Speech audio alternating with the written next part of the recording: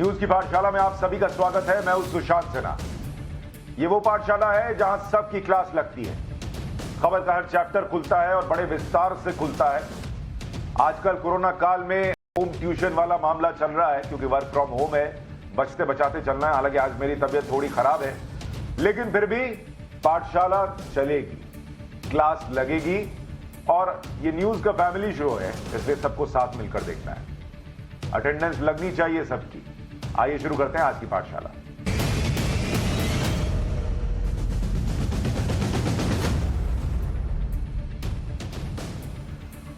सबसे पहले आपको बताऊं आज पाठशाला में आपके लिए क्या लेकर आया हूं। पाठशाला में यूपी के छोटे दलों पर बड़ी क्लास लगाने वाला हूं। बड़ी पार्टियों के लिए छोटे दल कितने काम के हैं, क्योंकि अभी आप जो पूरी मारामारी देख रहे हैं इनमें छोटे दलों का बड़ा हिस्सा जो है वो देखने को मिल रहा है।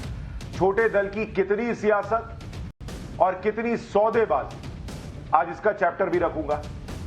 5 लाख वोट बैलेंस वाले संजय निषाद का चैप्टर भी आपके लिए लेकर आऊंगा। यूपी में 3 दिन में 3 इस्तीफों की क्रोनोलॉजी समझाऊंगा और डबल इंजन की ट्रेन में किसका टिकट कंफर्म नहीं है यह भी आपको बताऊंगा।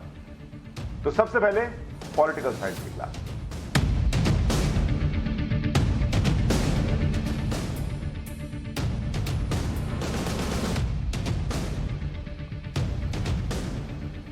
जब पॉलिटिकल साइंस की बात कर रहा हूं पाठशाला में, तो यूपी के छोटे दलों की बड़ी राजनीति का चैप्टर लेकर आया हूं। भारतीय राजनीति अक्सर बड़े दलों के इर्द गिर्द घूमी, इसलिए इसमें छोटे दलों का स्कोप बहुत सीमित रहा है, लिमिटेड। लेकिन जैसे वक्त बदला है वैसे राजनीति का स्वरूप भी तो बदल रहा है ना, चीजें बदल रही हैं। बड़े दलों के बीच छोटे दलों का भी स्पेस बन रहा है। यह ठीक वैसे ही है जैसे मल्टी स्टारर पिक्चर्स के दौर के बीच में जो ओटीटी प्लेटफॉर्म्स आ गए और उन ओटीटी प्लेटफॉर्म्स पर छोटे कलाकार बड़ा धमाका करने लगे। अब ऐसा नहीं है कि वो छोटे कलाकार बड़ी बड़ी फिल्में लेकर 70 mm पर जाएंगे तो कोई धमाका कर देंगे, ब्लॉकबस्टर 200-500 करोड़ का हिट दे देंगे, ऐसा नहीं होता।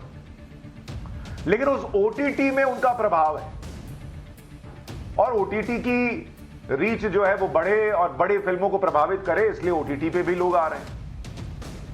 वैसे ही हाल छोटे दलों का है। ये भले अकेले न जीत सके, लेकिन सामने वाले को आपके साथ मिलकर कितना नुकसान पहुंचा सकते हैं इसका एनालिसिस जरूरी हो जाता है। पहले छोटे दलों को वोट कटवा माना जाता था, उनकी भूमिका वही तक, लेकिन अब वो किंग मेकर की भूमिका में आ रहे हैं क्योंकि वो किसी किसी के साथ जुड़कर उस वोट को जो वो काटेंगे उसका प्रभाव बड़ा करना चाह रहे हैं। ये ट्रेंड यूपी चुनाव में देखने को मिल भी रहा है। कैसे मिल रहा है आपको ये समझना चाहिए। जैसे ये इसलिए कह रहा हूं क्योंकि छोटे दल भले ही अपने दम पर कुल नतीजे पर बड़ा असर न डालें, लेकिन जब बड़े दलों से जुड़ जाते हैं तो बहुत सारे समीकरण जो है वो इधर से उधर होने लगते हैं। बड़े दलों के पक्ष में लहर हो या ना हो, छोटे दलों की अहमियत हमेशा रहती है।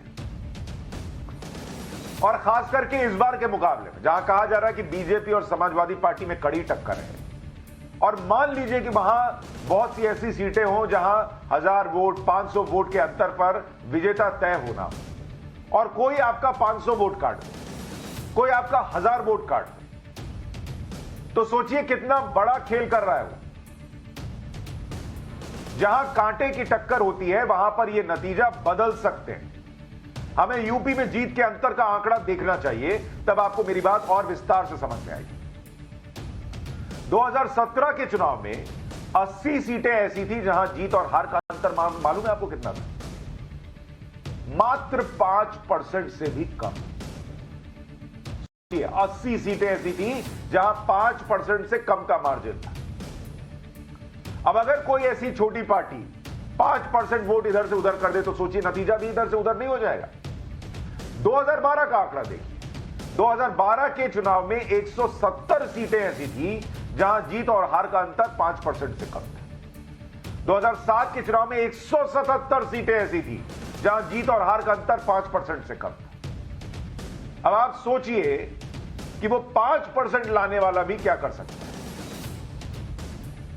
ये वैसे है कि कोई गेंदबाज जो है वो अकेले 100 रन मारकर आपको जीत नहीं दिला सकता। लेकिन जब मामला फंसा हुआ हो तो उसके 10 रन भी काम आ जाते हैं। छोटे दलों का प्रभाव भले ही सीमित रहता है, लेकिन आज के सियासी ट्रेंड में कोई बड़ा दल बिना छोटे दलों के चलना नहीं चाह रहा। यूपी में इन छोटे दलों का कितना प्रभाव है, इसे आपको 2017 के चुनाव में छोटे दलों के परफॉर्मेंस से समझना चाहिए। अनुप्रिया पटेल के अपना दल सोनेलाल ने 9 सीटें जीती थी, 2017 की बात बता रहा हूं, और करीब 8,51,000 वोट उनको मिला था। अब आप 20 करोड़ से ज्यादा की आबादी वाले उत्तर प्रदेश में 8 लाख वोट पाने वाली पार्टी का क्या प्रभाव होगा? लेकिन इस 8 लाख में कहीं 10,000 वोट भी ऐसा होगा जो किसी को हरा देगा या किसी को जितवा देगा अगर उसका वोट काट दे। ओम प्रकाश राजभर की सुहेलदेव भारतीय समाज पार्टी ने 4 सीटें जीती, उन्हें करीब 6 लाख वोट मिला। संजय निषाद की निषाद पार्टी ने 1 सीट जीती थी, उन्हें करीब 5,40,000 वोट मिला। यह संजय निषाद की पार्टी 75 सीट पर लड़ी, 74 पर जमानत जब्त हो गई, 1 पर जीती थी, लेकिन फिर भी इसका इंपॉर्टेंस है, बीजेपी समझ रही है, इसलिए निषाद पार्टी को साथ लेकर चल रही है। अभी संजय निषाद से आज मैंने बात की है, आपको वो बातचीत दिखाऊंगा। फिर पीस पार्टी हो गई, माफ कीजिएगा, पीस पार्टी को 1 भी सीट नहीं मिली थी, लेकिन उसे करीब 2,28,000 वोट मिले थे। ओवैसी की पार्टी को 1 भी सीट नहीं मिली थी, लेकिन उन्हें भी करीब 2 लाख वोट मिले थे। और सोचिए ओवैसी की पार्टी को इस बार क्या प्रभाव होगा कि all India Muslim personal law board चिट्ठी लिखकर कह रहा है कि जहां आपको लग रहा है कि जीतिएगा वहीं उतरिए, नहीं तो आप मुसलमानों का वोट काट देंगे। इंपॉर्टेंस समझिए, महान दल, उसको कोई सीट नहीं मिली थी, लेकिन उसे करीब 96,000 वोट मिले थे। तो ये लोग वो लोग हैं जो बड़ा प्रभाव नहीं छोड़ते, लेकिन थोड़ा इधर उधर करके जो है वो आपका गेम बिगाड़ देते हैं। छोटे दलों का महत्व आप इस तरह से समझिए कि 2017 में कांग्रेस और 2019 में बीएसपी जैसी बड़ी पार्टियों से गठबंधन करने के बाद अखिलेश यादव इस चुनाव में नई रणनीति के साथ उतरे। उन्होंने किसी बड़े दल से गठबंधन नहीं किया। उन्होंने नहीं बोला कांग्रेस को मुझे साइकिल पर बैठाना है, उन्होंने नहीं बोला मैं बीएसपी के साथ जाऊं। पिछली बार क्या क्या भुलाकर साथ आए थे, मायावती ने भी सब भुला दिया कि कैसे उन पर हमला हुआ, समाजवादी पार्टी ने भी सब भुला दिया। लेकिन इस बार सबको साइड करके बड़े दलों को अखिलेश यादव छोटी पार्टियों के साथ बड़ा मोर्चा बना रहे हैं। अखिलेश ने इस बार जिन दलों को जोड़ा है उनके नाम और उनका प्रभाव देखें। सुहेलदेव भारतीय समाज पार्टी, इसके अध्यक्ष ओम प्रकाश राजभर हैं। इनका भी इंटरव्यू लिया था, अभी दिखाऊंगा। इनका प्रभाव क्या है? 2017 में 4 सीट मिली थी, 6 लाख वोट मिला था। अपना प्रभाव बताते क्या है कि पूर्वांचल में 60 सीट पर प्रभाव है। 60 सीट पर यह प्रभाव नहीं है कि 60 सीट जीत सकते हैं।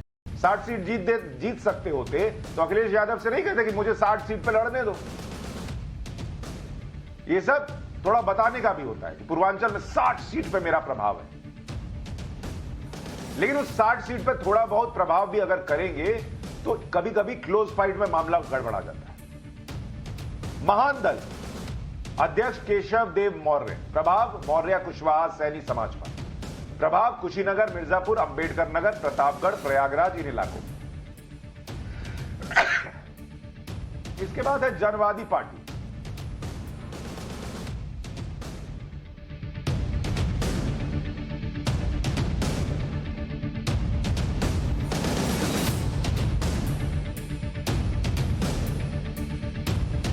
पार्टी अध्यक्ष है संजय चौहान। इनका प्रभाव नोनिया समाज में है। अच्छा, किन इलाकों में कहते हैं कि प्रभाव छोड़ते हैं? वाराणसी, चंदौली, जौनपुर, मऊ। गोंडवाना गणतंत्र पार्टी, इनका प्रभाव आदिवासी समाज में। प्रभाव किस इलाके में कहते हैं? मिर्जापुर, सोनभद्र में। ये लोग दावा करते हैं कि इन इलाकों में भाई मैं आपके काम आ सकता हूं। अपना दल कमेरावादी, अध्यक्ष कृष्णा पटेल, प्रभाव कुर्मी समाज पर बोलते हैं। तो ये छोटी छोटी पार्टियां हैं जो कहती हैं कि इनका इन इलाकों में इन समाजों पर इनका प्रभाव है। छोटे दलों को साथ लाने का फायदा बीजेपी पिछले चुनाव में देख चुकी है, इसलिए इस बार भी उसी रणनीति पर काम हो रहा है। अखिलेश यादव भी बीजेपी किस कुंजी से पढ़कर पास हुई थी उसी कुंजी को मंगा लिए, वो भी छोटे दलों के साथ जा रहे हैं। छोटे दलों के साथ बीजेपी के नेतृत्व की दिल्ली में बातचीत हो चुकी है। सीट शेयरिंग का फॉर्मूला भी कुछ ही वक्त में आधिकारिक हो जाएगा, आधिकारिक तौर पर सामने आ जाएगा। अब जिन दलों से बात चल रही है उसमें एक निषाद पार्टी भी, अपना दल 11 सीटों पर लड़ी थी, 9 जीती थी। अब अपना दल को भी सीटें मिल सकती है, निषाद पार्टी को भी सीटें मिल सकती हैं। तो हमने संजय निषाद से बात की, जो निषाद पार्टी के अध्यक्ष हैं, और उनसे जरा पूछा कि वो इस चुनाव में कितनी सीटें बीजेपी से लेंगे, कितना प्रभाव छोड़ेंगे, क्या डिप्टी सीएम बनेंगे। भगवान राम को लेकर उन्होंने बड़ा विवादित बयान दे दिया था, अब बदल गए हैं कि वही सोच है। तो एक बार संजय निषाद से मेरी बातचीत का हिस्सा सुनिए, फिर आगे की बात करते हैं। उत्तर प्रदेश में इधर से उधर जो नेता हो रहे हैं, उस बीच बड़ी खबर यह भी है कि बीजेपी में लगातार मंथन चल रहा है सीटों को लेकर, सीट बंटवारे को लेकर। हमारे साथ इस वक्त निषाद पार्टी के अध्यक्ष संजय निषाद जी जुड़ रहे हैं। सर, बहुत बहुत स्वागत आपका टाइम्स नाउ नवभारत पर।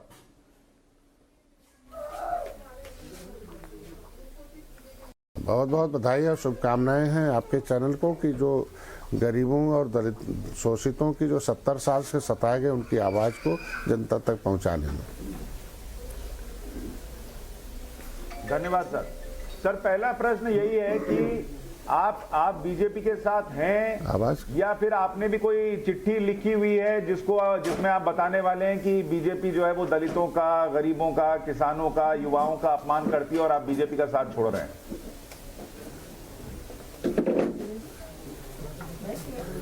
देखिए, मैं 578 जातियां जो इस देश को आज़ाद कराई थी, जिन्होंने अंग्रेजों ने कानून बना के उजाड़ा था, मैं उनका विशेष रूप से प्रतिनिधित्व करता हूं। दूसरा, जो 70 साल से सताए गए लोग हैं, जिनकी 2 जून की रोटी, मकान, कपड़े छीने गए हैं, उनको मिल जाए उसके लिए मैं नेतृत्व करता हूँ। उसके लिए मैं भारतीय जनता पार्टी के साथ हूँ। लगातार मैं चाहे जरूरत हुआ तो मोदी जी से लड़ता हूँ, चाहे अमित शाह से लड़ता हूँ, चाहे योगी जी से लड़ता हूँ। जो हमने चिट्ठी पहले लिखी थी इन जातियों को, जो अंथा समय नंजार criminal tribes act inquiry committee है, उस कमेटी को कांग्रेस ने कूड़ेदान में डाल दिया। हमारे लोग गुस्से में आए तो कांग्रेस को ही कूड़ेदान में डाल दिया।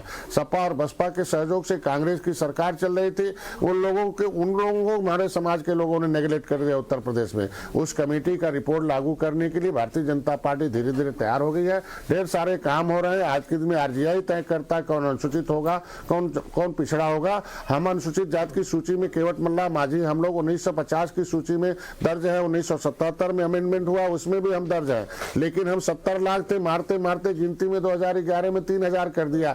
जिनकी सत्ता आई उन्होंने अपनी गिनती बढ़ा लिया और हमारी घटा दिया।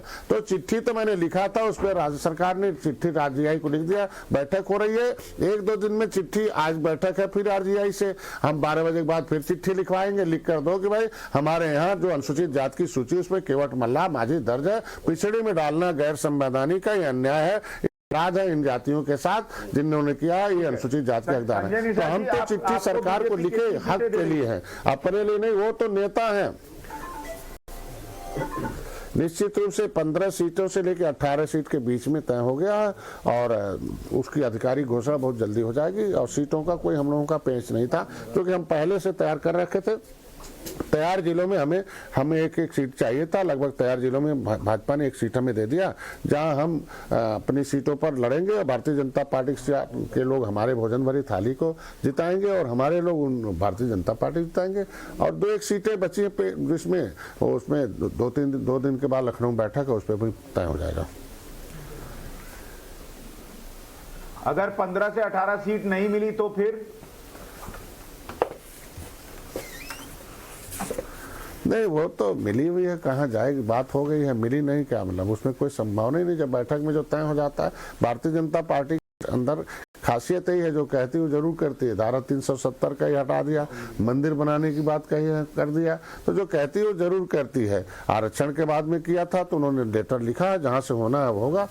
दूसरे लोग आरक्षण के नाम पर क्या नंगा नाच किए थे। 7 जून 2015 को मैंने रेल ट्रैक आंदोलन किया था गोरखपुर में, गोली चली, मारा गए भाई और 302 मूल्य बनाया गया।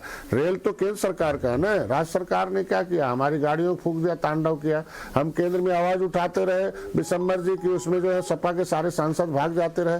तो हम लोग तो जानते, मेरा समुदाय तो जानता है ना कितना पिछड़ों के साथ अन्याय करते रहे। तो ऐसे में भारतीय जनता पार्टी जो कहती है वो जरूर करती है। उम्मीद है कि 2022 की सरकार हम लोग बनाने के लिए जो काम कर रहे हैं, जैसे 2019 में हम लोग मोदी के साथ उन्हीं आतताइयों, आपके तरह आप जो जिनको अन्यायी बता रहे हैं, आतताई बता रहे हैं, उन्हीं लोग के साथ मिलकर आप लोकसभा तक चुनाव लड़ रहे थे। आप जो है वो बीजेपी के खिलाफ चुनाव लड़ रहे थे। आज ये चुनाव आया तो अच्छी लगने लगी, आपका समाज आप मैं कहता हूं पहले आप जानिए कि मैं 2014 में आया, 17 फरवरी 2014 को मैं संयम हाउस घिरवाया था। उस समय कांग्रेस और हाथी साफ हो गई और साइकिल हाफ हो गई और भाजपा थी माफ हो गई, क्योंकि उनकी सरकार नहीं थी, सरकार में आ गया। 2017 में चुनाव लड़ा, सपा और बसपा खत्म हो गई, ये लोग तो मिट गए थे। ये लोग मेरे पास आए थे चल के, piece party, Nishad party, Bharatiya Janata party, Bahujan Samaj party मिल के चुनाव लड़े थे कि चलो भाई पिछड़ों की बात करते हैं, दलितों की बात करते हैं। लेकिन इन लोगों ने क्या किया कि जो चुनाव लड़े थे, जो दो मुख्यमंत्री हराए थे, गोरखपुर, फूलपुर, कैराना, हम लोगों ने जीता के दिखाया था। लेकिन इन लोगों को लगा कि नहीं, ये तो आगे बढ़ जाएंगे, नेतृत्व करेंगे, निषाद लोग इकट्ठे हो जाएंगे तो हम इन्हें हटा जा, तो हमें मारने के चक्कर अपने खत्म हुए। 2019 में मोदी के साथ आ गए। तो हम कह रहे हैं कि आज के दिन में कि जो उन्होंने हमें धोखा दिया ना, हम लोग थोड़ी, अगर वो सीट घोषणा करते तो हमें आने की जरूरत नहीं पड़ती।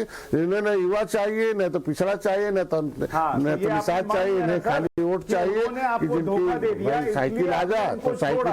आपने उनको इसलिए नहीं छोड़ा कि वो अन्यायी थे, वो आतताई थे, वो आपके समाज के लिए नहीं सोच रहे थे, ऐसा नहीं है। आप खुद स्वीकार कर रहे हैं कि आपने उनको इसलिए छोड़ा क्योंकि उन्होंने आपको धोखा दे दिया। तो आप पर आपका समाज कैसे विश्वास? नहीं, अन्याय किया था, उसके बाद हराते रहे, आज उसके साथ खड़े हो गए, कह रहे वही मान है। मैं कह रहा हूं कि मेरा समाज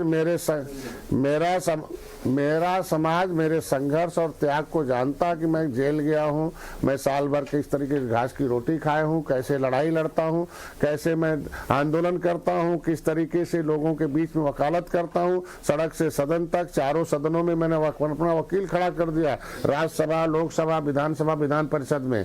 आज के दिन में हम मोदी जी के साथ वकालत करते हैं, अमित शाह से लड़ाई करते हैं, चाहे योगी जी हो, चाहे मंच पर लड़ाई करते हैं हमारे लोग। तो हमारे संघर्ष को मेरा समाज जान रहा है, मेरे त्याग को जान रहा है। तो आखिर मेरे जो बढ़िया कोई वकील रहेगा तो इस पार्टी के साथ मिलकर लड़े, 75 में से 74 पर आपकी जो है जमानत जब्त हो गई।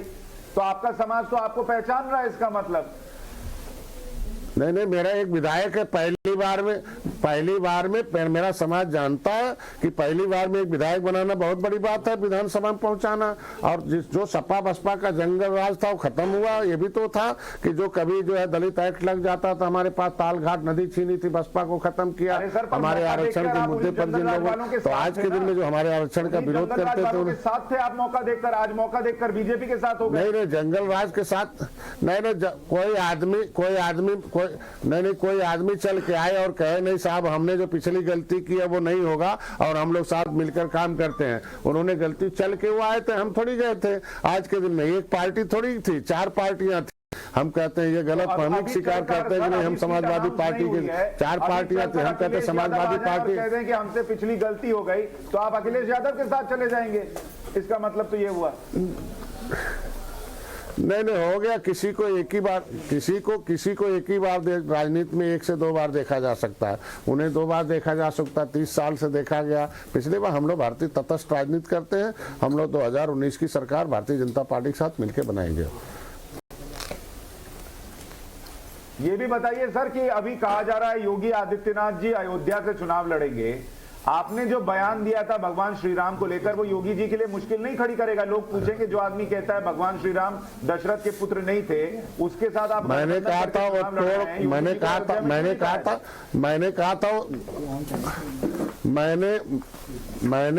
वो तोड़ मरोड़ कर किया गया था। उसमें उसी चैनल पर मैंने बयान दे दिया था, तोड़ मरोड़ कर हमारी बातों को पेश किया गया। आधा काट दिया। मैंने कहा ऐसा लिखा हुआ उस पर रिपेयर होना चाहिए, उस पर नया शोध होना चाहिए, नया लिखावट होना। आधा काट दिया और जितना होता ये तो तोड़ मड़ोड़ का है ना। मैंने तो इसके देखिए, मैंने कहा था कि इस तरीके से जो भी कुछ धर्म शास्त्रों में कुछ ऐसे लिखे हैं उस चीज को रिपेयर होना चाहिए, लेकिन मैंने बताया तोड़ मड़ोड़ का। अगर उसको आप उसको इशू बनाते तो अन्यथा। मैं तो ये कहा कि राम की कैबिनेट में जब निषाद राज आए थे तब राम राज आया था, निषाद राम गले मिले थे तब दुनिया में शांति आई थी। तो आज निषाद राज के उस किले को पर्यटक स्थल घोषित किया। एक कुल ऐसा था अयोध्या में जिसमें 2 कुल के लोग पड़े थे, रघुकुल और निषाद राज कुल के, तब इस दुनिया में राम राज आया था। तो उसी तरीके से निषाद पार्टी भारतीय जनता पार्टी आ रही है और 2022 में फिर से निषाद राज आएगा।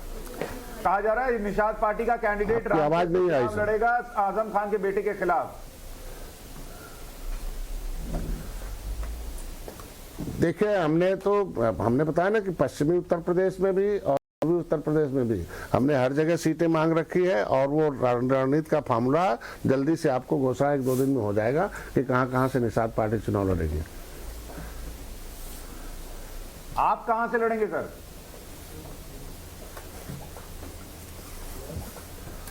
मैं तो एमएलसी हूं, मैं नहीं लड़ूंगा। हमारी एग्जीक्यूटिव कमेटी तय करती है कि कौन चुनाव लड़ेगा, कहां लड़ना है, कहां। हम अकेले, मैं उसका एक अनुभवी ड्राइवर हूं, लेकिन सबके सहयोग से, सबके विश्वास से, सबकी नीतियों की। इसीलिए 3 साल के अंदर तालका मचाई है। 70 साल बनाम 7 साल है।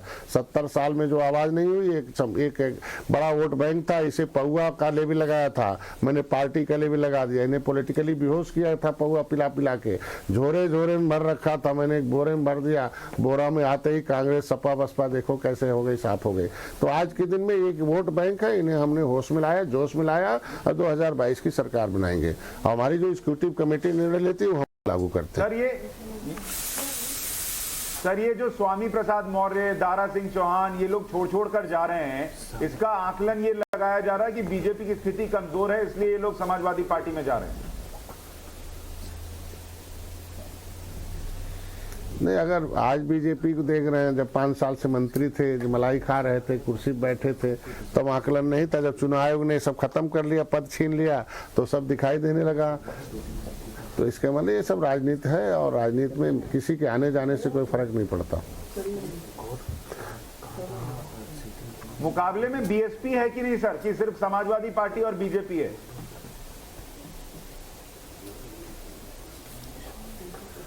लेकिन सबका अपना अपना वोट बैंक है, वो अपने वोट बैंक के हिसाब से, बसपा का भी अपना वोट बैंक है, वो भी अपना चुनाव लड़ेगी। कांग्रेस भी अपना जो भी उसका वोट बैंक है। प्रदर्शन आप देख ही रहे हैं 2014, 2017, 2019 में, 2022 में आप देखो जिस तरीके से मोदी के साथ रहे, एनडीए की सरकार बनी थी, फिर एनडीए की सरकार मजबूती से बनेगी 2022 में। आपका आकलन क्या है सर, आपके गठबंधन को कितनी सीट आएगी? जितना सीट निर्धारित की है एनडीए ने, उससे 2-4 सीटें अधिक जितवाऊंगा, तभी तो डॉक्टर संजय किंग मेकर की भूमिका में नजर आएंगे और देखिएगा जीत होगी। आप कई लोग कह रहे हैं आप अगर इस बार बीजेपी जीती तो आप डिप्टी सीएम भी हो सकते हैं।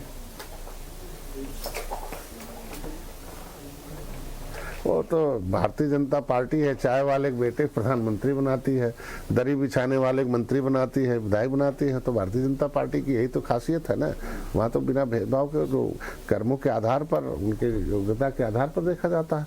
अगर उस लायक होगा तो बीजेपी जो भी चाहेगी वो करेगी।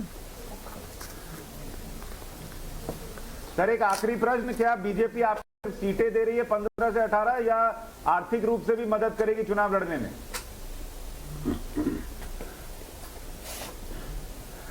देखिए, हमारे लोग, हमने कहा ना कि हमारे लोग कैडराइज कार्यकर्ता हैं, मिशनरी हैं।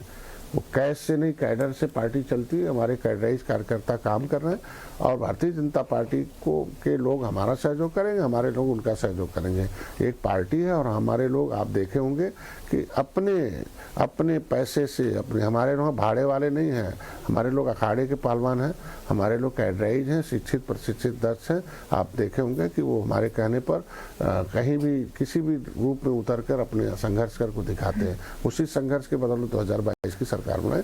हम केवल अपनी नीतियों के लिए इस समाज की जो हमारी एक सपना है कि जिनकी 2 जून की रोटी छीनी गई है, जिनको अंग्रेजों ने कानून बना के उजाड़ा था, संविधान में मिला हुआ संबद्ध अधिकार उन्हें छीन रखा है, उन्हें संविधान के तहत न्याय मिल जाए, ये हमारी सपने हैं। इसके लिए हम लोग भारतीय जनता पार्टी के साथ हैं। ठीक है संजय निषाद जी, बहुत बहुत शुक्रिया हमसे बात करने के लिए, बहुत शुभकामनाएं आपको। धन्यवाद। संजय निषाद को आपने सुन लिया। अजय, एक बात आपने गौर की कि नहीं की? संजय निषाद खुद जो दावा कर रहे हैं कि अपने समाज में इनकी बड़ी पैठ है, जेल गए हैं, समाज इनको पहचानता है, जानता है, 75 पे लड़े थे, 74 पर हारे थे पिछली बार, और खुद एमएलसी हैं, मतलब खुद भी विधायक नहीं बन पाए हैं आज तक, और ये दूसरों को जिताने और हराने का दावा करते हैं। 15 से 18 सीट बीजेपी से ले रहे हैं इसी बात में।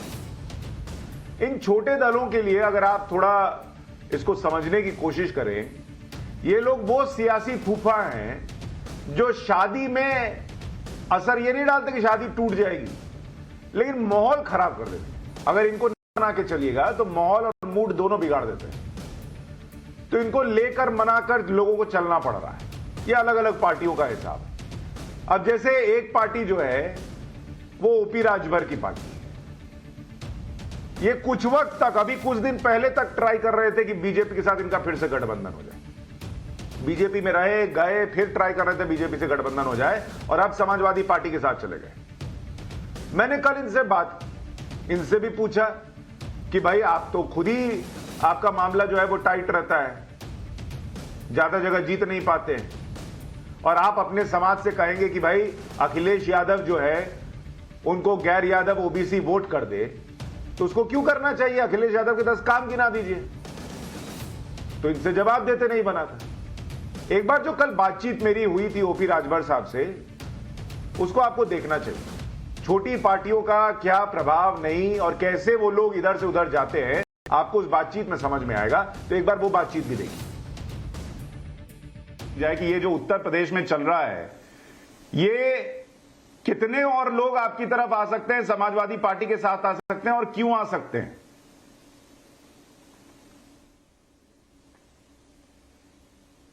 देखिए, आज के 3 साल पहले मैंने भारतीय जनता पार्टी में मंत्रिमंडल से इस्तीफा दे दिया, 3 साल पहले। और सरकार में रहते हुए पहला शायद आपने मिनिस्टर देखा होगा जो अपने मुख्यमंत्री से लड़ता रहा। हम किसके लिए लड़ते रहे? चाहे वो छात्रवृत्ति का मामला हो, जब सामान्य वर्ग के 7 लाख बच्चे थे तो उनको बजट मिलता है 700 करोड़। लगभग 25 लाख बच्चे पिछड़ी जाति के हैं, उनको भी मिलता है 700 करोड़।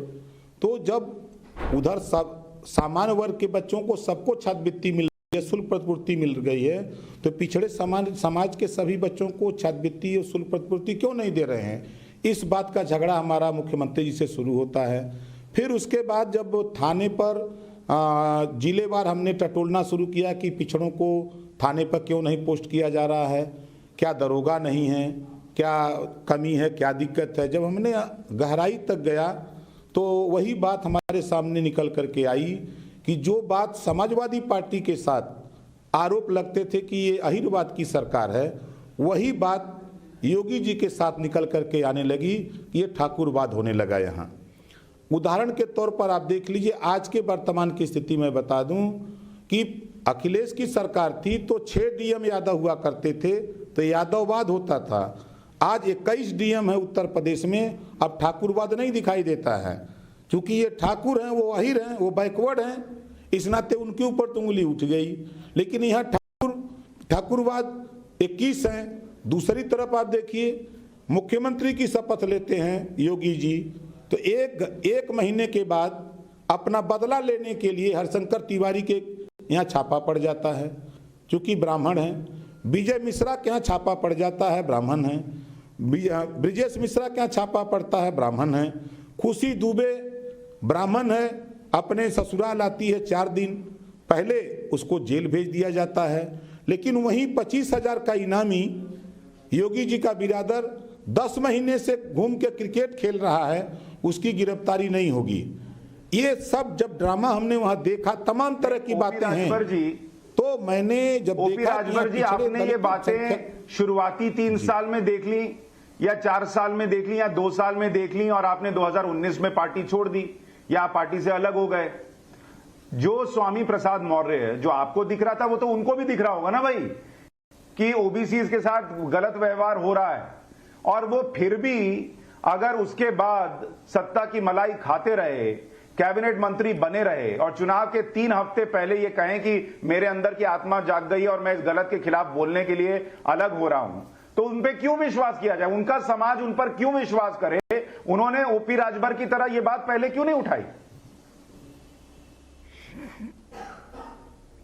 देखिए, देश में सब लोग बाबा साहब डॉक्टर अंबेडकर नहीं हो सकते, देश में मान्यवर कांशीराम जी सब नहीं हो सकते, देश में महात्मा ज्योतिबा फूले नहीं सब बन सकते। लोगों को समझ में आती रही होगी, ऐसा नहीं कि नहीं। मैं खुद उनसे मिलता था, जब छात्रवृत्ति के सवाल पे हुआ था तो मैंने पिछड़े वर्ग के सभी मंत्रियों से मैं खुद उनके आवास पे जा जाके मिला था, उनको अवगत कराया कि देखो आप सब लोग मंत्री हो, इस तरह का हमारे पिछड़े समाज के ऊपर अन्याय हो रहा है, आप लोग इसमें साथ आवाज उठाया जाए। तो लोग कहते थे कि हम अपने फोरम पर, पार्टी फोरम से हम बात करेंगे, दिल्ली बात करेंगे, हम पार्टी में अपने बात रखेंगे। अब चूंकि हम लोग भाजपा में हैं, आप स्वतंत्र हो भाई, आपकी पार्टी है, तो आप जो फैसला ले सकते हो, जो बोल सकते हो, लेकिन हम लोग परतंत्र हैं, हम लोग स्वतंत्र नहीं हैं। तो हमने कहा भाई देखो अन्याय हो रहा है, आज नहीं तो कल आपको समझ में आएगा कि ओम प्रकाश राजभर की बात सही है कि गलत है। मैं बराबर जब तक 18 महीने मात्र सत्ता में था, 18 महीने में जब जब अन्याय हुआ तब तब मैं उनको बोलता रहा, कहता रहा। सत्ता से हटने के बाद, मंत्रिमंडल से हटने के बाद भी कि आपने सत्ता में रहते हुए बात उठाई और अलग हो गए। ये स्वामी प्रसाद मौर्य, ये दारा सिंह चौहान, ये लोग तो मौका परस्ती कर रहे हैं या नहीं कर रहे हैं, इसका प्रश्न उठेगा ही। और ये आज चुनाव के पहले कोई कह रहा है भाई इनके बेटे को टिकट नहीं मिला इसलिए चले गए, उनको फलाना चीज हुई इसलिए चले गए। तो ये अपने ही समाज, अपने ओबीसी के साथ कैसे ऑनेस्ट हैं, कैसे सच्चे हैं, ये क्यों माना जाए? मैं तो ये पूछ रहा हूं। आप बोलिए खकर का, जब आप बीजेपी में के साथ रहते हुए बोल सकते थे, आज बोलिए ये लोग मौका परस्ती के लिए आ रहे हैं। नहीं, आप सुन, नहीं, मौका परस्ती का इस्तेमाल अमित शाह ने किया, बीएसपी से तोड़ करके वहां ले गए अपने स्वार्थ में। तो समाज, चूंकि समाज के बड़े लीडर हैं, समाज उनके पीछे रहता है, वो समाज के सुख दुख में काम आते हैं, तो समाज उनको अपना नेता मानता है। जब वो बसपा में थे तो उनका समाज बसपा में था, जब वो बसपा से अमित शाह ने उनको तोड़ करके ठीक चुनाव के जैसे आज जो परिदृश्य हुआ है, ठीक उसी परिदृश्य 2017 के चुनाव में अमित शाह जी ने स्वामी प्रसाद मौर्य जी को बसपा से वहां ले गए थे, तो उनका समाज वहां गया, उन पे यकीन करता है। आज जब स्वामी प्रसाद मौर्य की जरूरत माननीय अखिलेश यादव को पड़ी, अखिलेश यादव जी ने भी देखा कि जब चुनाव के वक्त अमित शाह जी उनको समझा के ले जा सकते हैं, तो क्यों हम न समझा करके अपने पाले में ला सकते हैं। तो फिर अखिलेश जी समझाने का, ये आपने बड़े मौके की बात की और पते की बात की सर। आपने एकदम एग्जैक्ट लाइन बोल दी कि अखिलेश यादव को जरूरत पड़ी स्वामी प्रसाद मौर्य की कि अगर ये काम अमित शाह कर सकते हैं तो हम इनको इस्तेमाल क्यों नहीं कर सकते, हम तो सिर्फ यादवों की पार्टी बनकर रह गए। इसलिए आपने बिल्कुल सही शब्द कहा कि जरूरत के लिए स्वामी प्रसाद मौर्य को बुलाया गया है। मन में ये नहीं है कि ओबीसी या गैर यादव ओबीसी का भला करना है। नहीं सर, इस पे हम आपके इस सवाल का उत्तर हम दे रहे हैं। देखिए, हम तो आज के लगभग 27 अक्टूबर को ज्वाइंट कार्यक्रम मऊ में हमने किया। अखिलेश जी और ओम प्रकाश राजभर एक मंच पे थे। हम शर्तों की, मुद्दों की राजनीति करते हैं। अब जैसे जातिवार जनगणना, हमने अखिलेश जी को रजामंद किया। जातिवार जनगणना में तो खाली यादव की ही गिनती होगी नहीं, उत्तर प्रदेश में जितनी जातियां हैं सबकी जातिवार जनगणना होगी। 300 यूनिट बिजली जो फ्री मिलेगी वो खाली यादव को नहीं मिलेगी, पूरे 24 करोड़ आबादी के जितने लोग हैं सबको मिलेगी। गरीबों का इलाज फ्री में होगा। जो अन्ना पशु से किसान परेशान है, किसान अकेले यादव नहीं है, किसान हर वर्ग हर जाति में है। तो अन्ना पशु से किसानों को राहत कैसे दिलाई जाए, इसके लिए हम अखिलेश जी के साथ खड़े हुए। उसके तो क्या साथ साथ हमने सर बीजेपी की जो योजनाएं थी, मोदी जी जो जमीन पर उतरी सर, बीजेपी की योजनाएं, क्या बीजेपी के जमाने में गैर यादव ओबीसी को बिजली नहीं मिली? क्या बीजेपी के जमाने में जो घर बटे वो गैर यादव ओबीसी को नहीं मिले या ओबीसी को नहीं मिले? मैं कैबिनेट मंत्रियों की बात करूं, सबसे ज्यादा नरेंद्र मोदी सरकार में है, गैर यादव ओबीसी हैं। यूपी सरकार में कैबिनेट में जगह दी गई। क्या किसानों का भुगतान हुआ तो किसानों को देखकर दिया गया कि कौन ओबीसी है और कौन ठाकुर है और कौन ब्राह्मण है? ऐसा हुआ क्या?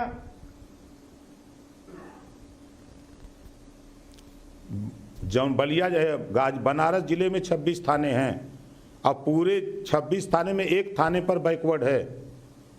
क्या ये जातिवाद नहीं है? आप चंदौली में 13 थाने हैं, एक भी बैकवर्ड नहीं है।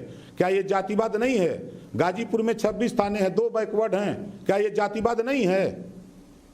ये करें तो रासलीला, हम करें तो करैक्टर ढीला। सर मुझे ये बताइए, सर मुझे ये बताइए, मेरे चैनल में एंकर जो है वो जाति देखकर दिया जाए, उसको तय किया जाए, या उसकी काबिलियत हो तो किया जाए? मुझे इतना बता दीजिए। सरकारी योजनाओं में भेदभाव हो तो मैं मान सकता हूं, लेकिन अच्छा, पुलिस वाला पोस्टिंग में किसका हो, ये सवाल उठना चाहिए। हम नहीं, सवाल उठना चाहिए। अगर एक ही उसी जिले में लायक इंस्पेक्टर वो पुलिस लाइन रेलवे में भेज दिया जाए, वो भेज दिया जाए पुलिस लाइन में, और जो काम न करने वाला जिसकी उम्र 55 साल हो गई उसको थाने पर पोस्ट करेंगे, जिसकी उम्र 32 साल 35 साल है उसको काम करने का मौका है, उसको भेज देंगे कि जाओ तुम बैठो माछी हाँको। यही है लाइन ऑर्डर कंट्रोल करने का तरीका? ये क्या साबित करता है? और दूसरी बात मैं आपको बता दूं, मजे की बात, चूंकि हम जिस बात से दुखी रहते हैं, अभी 69,000 शिक्षक भर्ती, ज्वलंत उदाहरण 68,500 शिक्षक भर्ती, योगी जी ने कहा मैं बड़ी पारदर्शिता से भर्ती कराऊं, कहीं कोई गलती नहीं है। जब 27% रिजर्वेशन पिछड़ों का, 22.5% रिजर्वेशन दलितों का, जब राष्ट्रीय पिछड़ा वर्ग आयोग के यहाँ ये मामला पहुंचा कि हमारा अन्याय हुआ है, तो जांच में सरकार दोषी पाई गई। उसके बाद तब फिर योगी जी ने फिर स्वीकार किया कि जो आरक्षित वर्ग के साथ उनके रिजर्वेशन में जो कोटा पूरा नहीं है उसको पूरा करेंगे। 23,000 लूटा जाता है, हिस्सा पर 23,000 लूटा जाता है, और भर्ती 6,000 की करते हैं। और मैं तो 6,000 करें चाहे न करें, लेकिन ये प्रमाण दे दिया योगी जी ने कि हमने पिछड़ों का, दलितों का आरक्षण लूटा है। ऐसा क्यों किया भाजपा ने? ये ओम प्रकाश राजभर का खुला आरोप है। वोट तो चाहिए पिछड़ों का, लेकिन तो मुझे इतना बता दीजिए सर मुझे इतना बता दीजिए कि आज ओपी राजभर के कहने पर या किसी स्वामी प्रसाद मौर्य के कहने पर जो गैर यादव ओबीसी है वो जाकर अखिलेश यादव और समाजवादी पार्टी को वोट करने का मन बनाए, तो वो आपसे ये भी तो सुने कि अखिलेश यादव ने गैर यादव ओबीसी के लिए 10 कौन से अच्छे काम किए हैं, गिनाइए। आज आप बताइए क्या उन्होंने किया है जिसके लिए उनको चले जाना चाहिए उधर। देखिए, नहीं, आप उनको छोड़ दीजिए, हम जहां रहे वही गिना देते हैं।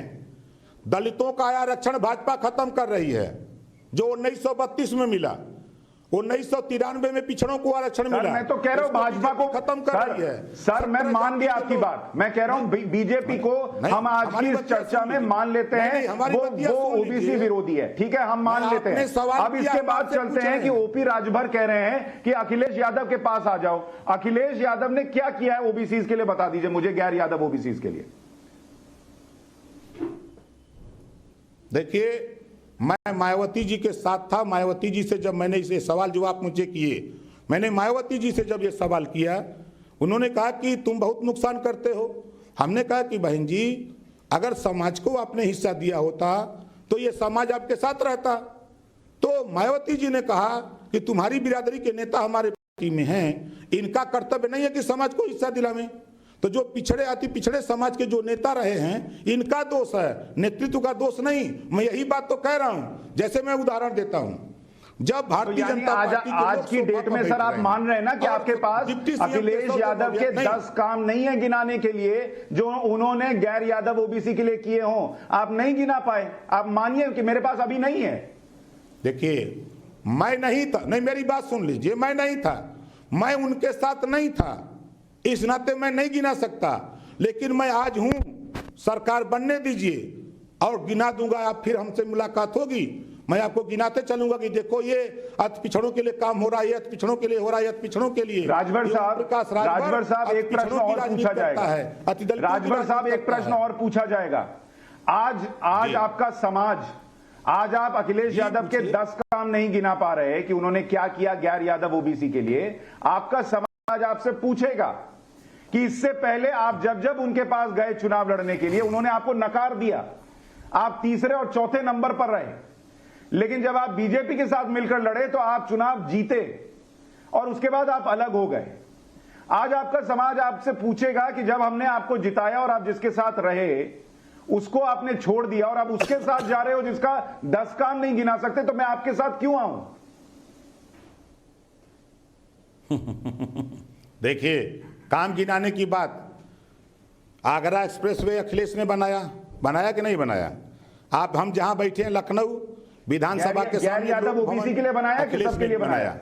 आप चलिए डीजी ऑफिस, नहीं सबके लिए बनाया है, सबके लिए बनाया है, खाली यादव के लिए नहीं बना है। तो फिर वहीं आप चलिए डीजी ऑफिस सबके लिए बना है।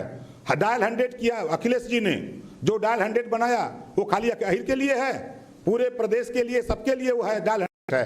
उन्होंने जो काम किया है वो सबके लिए तो वैसी तो योजनाएं योगी सरकार की भी है, मोदी सरकार की भी है। आपका वोटर फिर पूछेगा कि जो सड़क योगी सरकार में बनी वो भी सबके लिए बनी, मैं चल रहा हूं उस पर। योगी मोदी की योजना नहीं, योगी मोदी की योजना तो यही है, देख न लीजिए, योगी की सरकार में पिछड़ों के साथ तो यही योजना है कि भाजपा के बड़े नेता बैठेंगे सोफा पर, डिप्टी सीएम पिछड़ी जाति का केशव मौर्य उसको स्टूल पर बैठा के जलील करेंगे।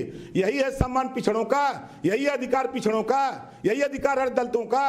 इसी नाते मैं चिढ़ता हूं, प्रदेश अध्यक्ष है भाजपा का, पिछड़ी जाति का है, उसको फाइबर की कुर्सी पर बैठाएंगे और अपना सोफा पर बैठाएंगे, यही सम्मान है पिछड़ों का।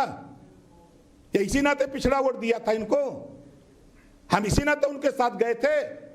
मैं राजभर सवाल करने की बात करता हूं, वो 19 चक्रोड़ सरकारी ने अपना नापने के लिए मंत्री के लेटर आप सोफा पे बैठने गए थे डीएम को और उनके साथ मुझे जरा ये बता दीजिए, उस फोटो में क्या उस फोटो में बाकी ऊंची जातियों के नेता सोफे पे बैठे हैं कि वो भी प्लास्टिक की कुर्सी पर बैठे हैं, ये भी बताइए।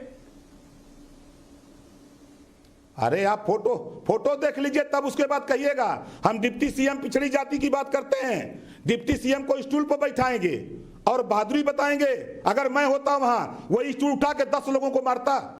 ये ओम प्रकाश राजभर है, हम अपनी बेइज्जती बर्दाश्त नहीं करते। पूरे समाज का सम्मान था वहां, अपमानित करेंगे, हम वहां रहेंगे? कोई नहीं रहेगा वहां। आप देखिए ना 14 तारीख को 20 तारीख के बीच में क्या क्या होता है। अभी आपको लगता है लोग लौट कर आएंगे या समाजवादी पार्टी के साथ आएंगे? और अभी देखते जाइए ना, अभी तो ये अभी खेल चालू हुआ है, पूरा खेल अभी बाकी है। क्या नाम बताइए, कोई बड़ा नाम आएगा?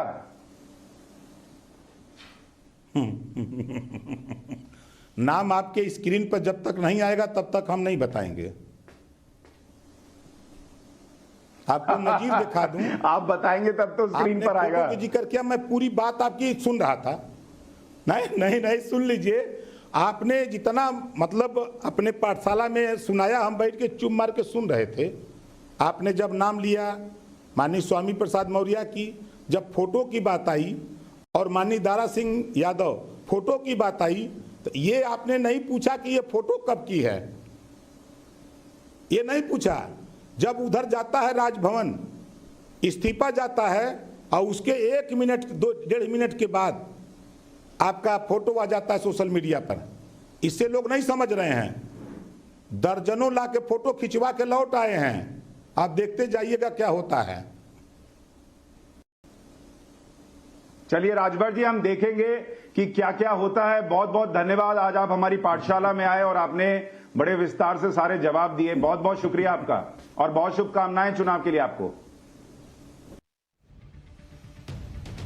तो ओपी राजभर कहकर गए हैं कि भाई बड़े बड़े खबरें जो हैं वो बड़ी बड़ी खबरें जो हैं वो अगले कुछ दिन में देखने को मिलेंगी, लेकिन छोटी पार्टियों का क्या हिसाब रहता है वो बताने के लिए मैंने आपको ये इंटरव्यू फिर से सुनाया, संजय निषाद का इंटरव्यू सुनाया, और इस चुनाव में उनका प्रभाव क्या रहेगा, क्योंकि क्लोज फाइट बताई जा रही है, ये लगातार आपको बताएंगे। पाठशाला में एक छोटा सा ब्रेक लेते हैं।